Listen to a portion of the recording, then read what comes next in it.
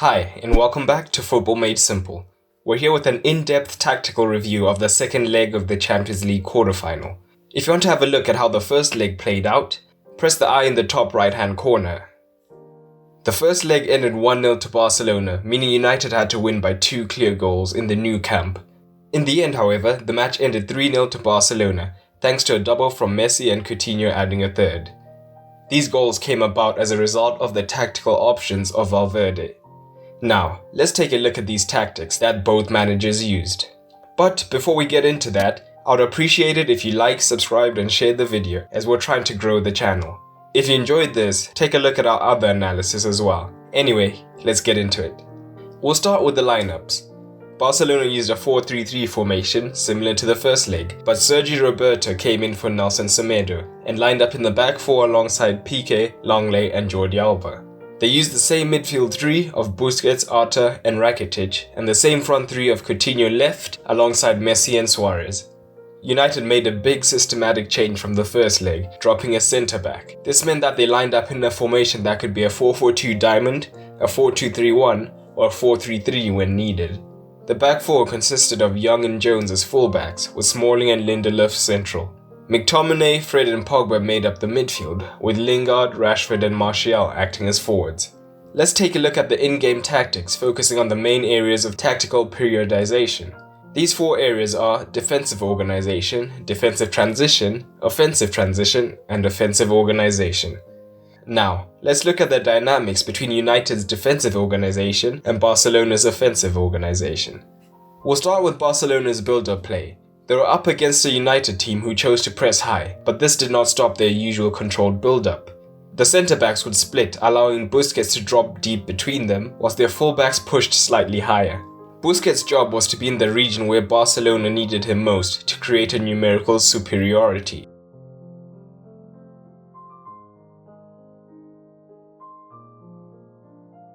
That meant that in the deep build-up, he would drop between the centre-backs as shown by his heat map. Rakitic and Arta would then form a double pivot. This would mean they had 5 deep outfielders in the centre in addition to the 2 fullbacks out wide, which meant that for an effective press, United would have to commit up to 8 men. And that's before considering their goalkeeper, who counts as an outfield player when they're building up.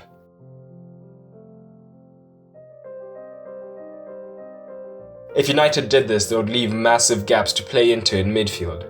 And if they chose to press with the numerical disadvantage instead, Barcelona would use their extra men to play around them easily, which would eliminate the defenders in the process.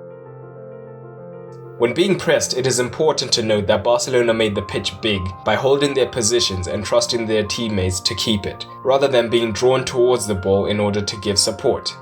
This meant that United had to cover bigger spaces in the press. This was the first trap that Barcelona set, and it allowed them to dominate possession with 66% whilst pulling United out of position. During their press, United were pressing in a 4-3-3, but due to the extra numbers deep, Barcelona could play around the pressure. When Barcelona moved the ball into midfield, Busquets would rejoin the midfield to give them the numerical advantage there as well. This, combined with Messi and Coutinho tucking in, meant that they still maintained a numbers advantage where the ball was. You can see Messi and Coutinho tucking into these inner channels in their heat maps. In this phase, Man United would use a deep block in a 4-5-1 or a 4-2-3-1 to counteract this. But when Messi and Coutinho came in central, it left space for the fullbacks out wide to exploit, which could lead to passes into or near the box.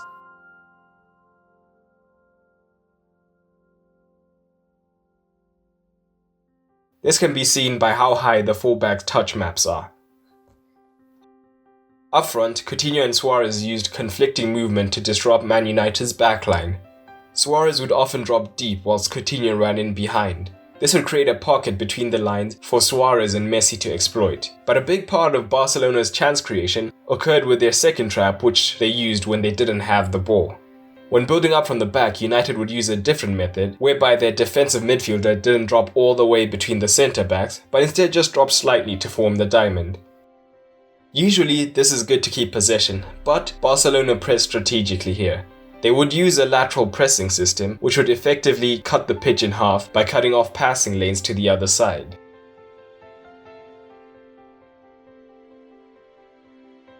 In response, United, in contrast to Barca players when pressed, would be drawn to the ball to help their man out. But this would make it easier for Barcelona to contain them as they had smaller spaces to close down. From a United point of view, this went against the principle of making the pitch big with the ball and small without it. Instead, they made the pitch small when they had the ball. This pressing trap led to Barcelona's first goal. As you can see, Barcelona cut the passing lanes to the far side, which forces the United players towards the ball to create options. This makes it easier for Barcelona to press. There's a possession turnover and then, well, Messi does the rest. But let's look at United's attacking game plan when they did get the ball past the press. They realized that when Barcelona attacked, Messi was tucking right into the center of the pitch. This meant that there was space to be exploited on the left. They pushed Pogba behind to the left half space. In combination with Martial and Lingard, they created an overload. Barcelona were pressing high, and this overload on the left would force Piqué slightly out of position. This would free up space in behind to take advantage of the pace of Lingard or Rashford in attack. Pogba's use of the half space can be seen in his touch map. This use of the half space and quick passes into the channels led to most of United's big chances. When Pogba pushed high, Fred and McTominay would usually position themselves as safety players to stop a counter-attack. When attacking, if they couldn't get a shot off, they would often recycle the ball back out wide. They would then get numbers into the box to try and use their height advantage. However, United were not able to get their crosses into the box as often as they would have wanted, with only 7 crosses attempted. Overall, Valverde and Barcelona's use of traps in attack and defense saw them through to the semi-finals where they'll face Liverpool. Hit subscribe to see a breakdown of that when the match happens. If you enjoyed this video, take a look at the breakdown of the Man City vs Spurs game, Arsenal-Napoli, amongst others. Don't forget to like, subscribe and share the video. And remember, keep it simple.